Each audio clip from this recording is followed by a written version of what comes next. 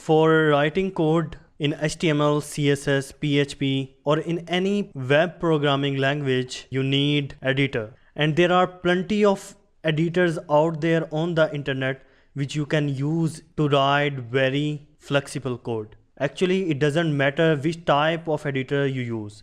What matters is how much committed you are to write the code.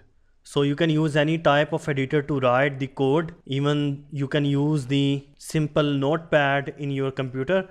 So here I have opened couple of editors which you can use to write the code. So first one is Notepad++. It's free to use. You can download it on the official website of Notepad. And here you can see the download button. Click on the download button. Now click on this download button.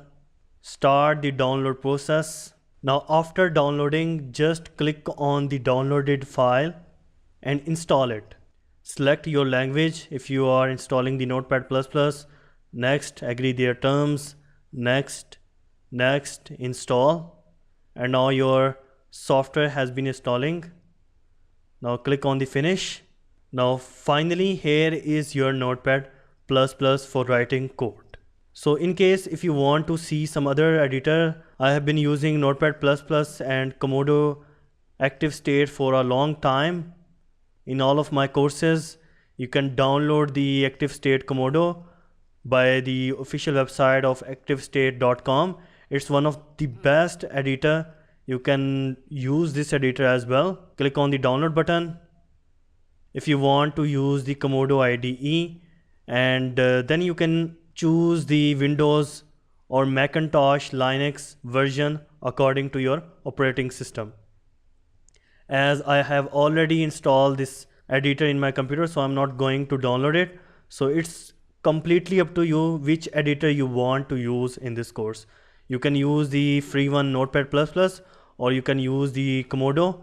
They will give you 21-day trial to see their products.